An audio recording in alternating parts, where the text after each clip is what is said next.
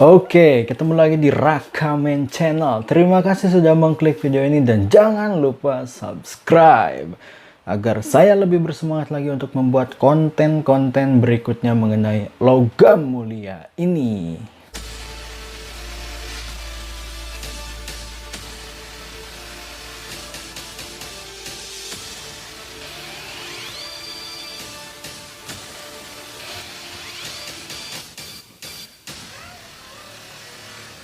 Oke, mungkin beberapa orang yang ingin mulai untuk berkebun logam mulia tidak mengetahui istilah-istilah yang paling sering kita dengar ketika Anda memulai untuk berkebun logam mulia.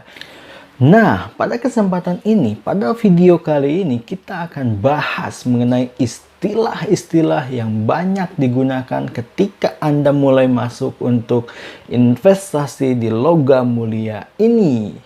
Nah, berikut adalah istilah-istilah yang mungkin sering kita dengar, tetapi kita tidak tahu artinya. Nah, kita akan bahas satu persatu di dalam video ini. Nah, kita langsung saja untuk yang pertama.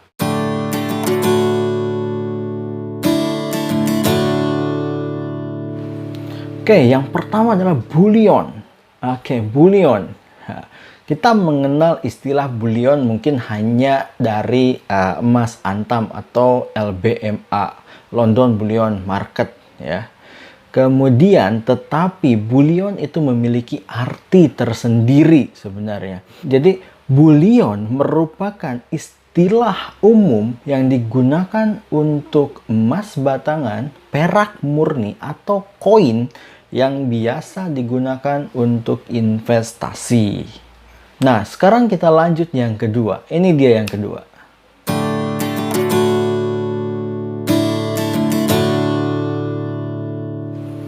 Oke, jadi kalau misalkan kita tadi kenal dengan bullion, ada juga istilah bahasa Indonesianya yaitu adalah emas lantakan. Apa itu emas lantakan? Emas lantakan adalah nama atau sebutan lain untuk emas batangan.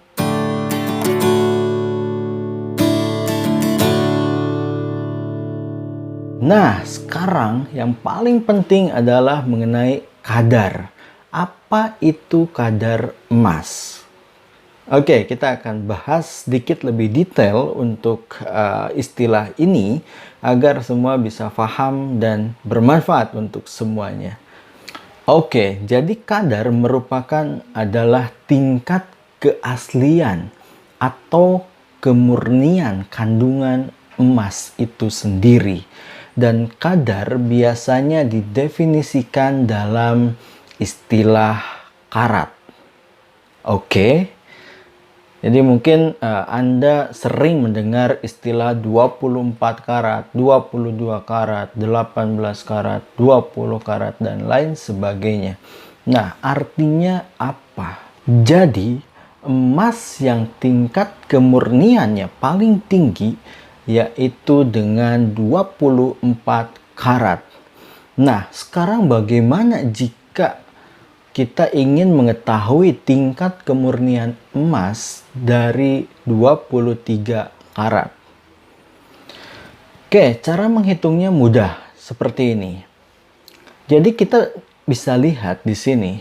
Jadi 23 dibagi dengan 24 dikali 100%. Dan itu adalah kemurnian emas 23 karat. Oke, dan kita bisa lihat di sini 23 dibagi dengan 24 dikali 100% yaitu 95,8%. Jadi tingkat kemurnian daripada emas 23 karat adalah 95,8%. Gampang kan? Oke, untuk lebih jelasnya lagi, kita kasih contoh dalam bentuk graman. Oke, misalkan saya punya emas 22 karat seberat 15 gram, berapa tingkat kemurnian atau berapa kandungan emas di dalam emas 15 gram tadi? Oke, cara menghitungnya mudah, yaitu dengan cara 22 dibagi dengan 24 dikali 15 gram tadi. Jadi di sini diperoleh hasil 13,75 gram emas. Pertanyaan selanjutnya, kalau misalkan dari 15 gram itu kemudian kandungan emasnya hanya 13,75, sisanya apa? Oke, jadi sisanya biasanya adalah perak dan tembaga. Tapi mungkin di sini banyak juga pertanyaan. Wah, kalau misalkan saya nanti ke toko emas, saya harus menghitung dulu nih, bawa kalkulator, ribet. Oke, kalau misalkan nggak mau ribet, di sini juga ada dari Standar Nasional Indonesia ya, yang membahas mengenai standar karat di Indonesia. Oke, ini dia tabelnya.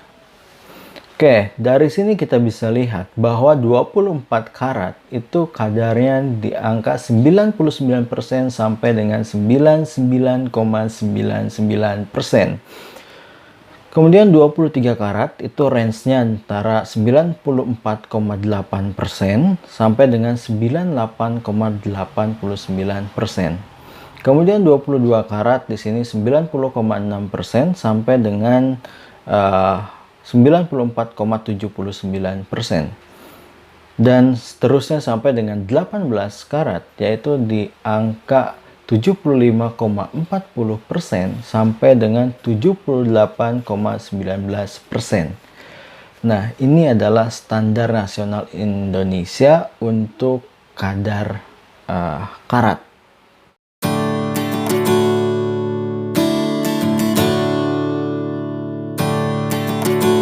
Oke, kita bahas yang selanjutnya. Selanjutnya adalah mengenai emas muda atau emas tua.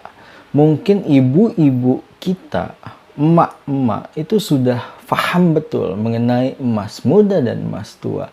Tetapi kita perlu informasikan lagi untuk generasi-generasi yang memang baru mulai akan berkebun logam mulia. Di sini ada dua istilah, yaitu emas muda dan emas tua. Artinya, untuk emas muda adalah emas yang di dalamnya kandungan emasnya kurang dari 70%. Oke, sedangkan untuk emas tua, yaitu kandungan emasnya lebih dari 70%.